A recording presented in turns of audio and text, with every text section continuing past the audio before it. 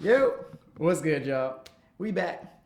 So, before we start this episode on diversity in Austria, I just wanted to give y'all a little rundown. I'm about to deploy a new Afro review strategy, and it's pretty much an Afro rating system. So, it's going to be a 1 through 5 Fro rating system, kind of like a hotel. And it'll be a more simplified rundown of my time there. And I'll go down the list of all the places that I went and give a more detailed review in this video.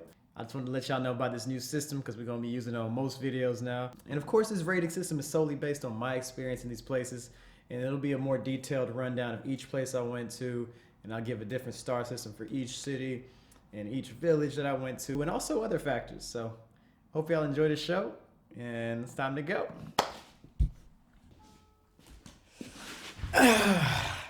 Yo! Oh, wait. Okay. Yo! What's good, y'all? It's your boy Zach. We back.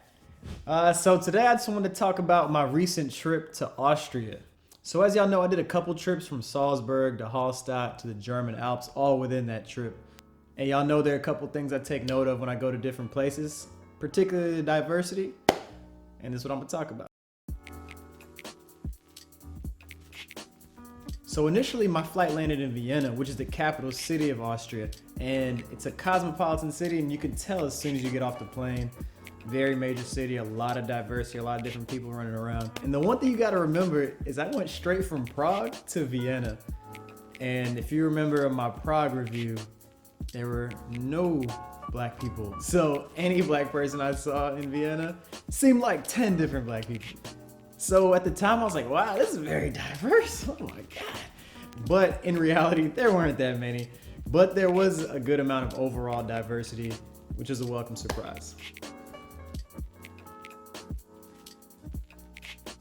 Now, I didn't spend time in Vienna at all. I mean, right off the plane, I hopped on a train and went to Salzburg, which is more in the Alps, so surrounded by mountains, a lot of nature. It's beautiful. But I was staying in a youth hostel in Salzburg, which if you ever go to Salzburg alone or you're looking for cheap accommodations, even if you're with a partner, and you're also looking for a good time mixed in with it, stay at the Yoho Youth Hostel. That was one of the highlights of my trip, and it really changed the whole complexion of my trip because I was spending a lot of time in that hostel because they also have a bar with cheap pizza and of course beer and just a lot of international travelers. And that was the first time I realized there's so many backpackers out there, and not only in Europe, but all over the world. So like I said, in Salzburg, there weren't many black people.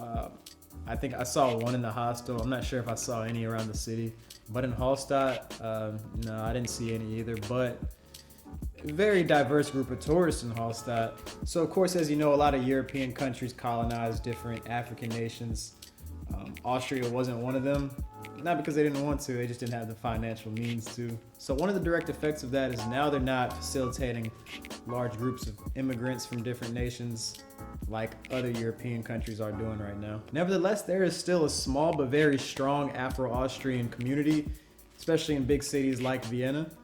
And while it's not plentiful, it is noticeable, so it's nice. Now, my personal experience being in Austria, I think it was the same effect as in Prague because I spent most of my time in the mountains where there weren't many black people. So when people first see me, they're intrigued, of course, but once they hear my accent, they're like, oh, okay, he's an American, he's a tourist, he got money, he's gonna spend some money here, cool. So in general, it was a good experience for me on that front. Other than that, I spent most of my time in the hostel with other international travelers. So it's kind of a come as you are, all welcoming environment. So while that was amazing and I loved it, I wouldn't take it back for anything because I met some cool people. I think I always have a place to stay in Australia now. What up, Kyle? But at the same time, I didn't get the authentic being black in Austria experience. And honestly, a couple of days there probably isn't enough to really figure that out anyway. And kind of related to that, I honestly only had traditional food when I went to the German Alps, and I had that wurst with fries, big sausage, and it was good. It was tasty. It's as you would expect. But other than that, when I was in Austria, man, I was just eating pizza in the hostel and drinking beers. So I don't have much in the way of food for you, but the pizza was good. So that was my Afro review of Austria and the German Alps. I appreciate y'all watching today. If y'all liked it, drop a comment, share it, subscribe to the page if you haven't already. And I'm going to catch y'all in the next one. All right, y'all. Peace. Thanks for watching, and subscribe to Afro Wonders.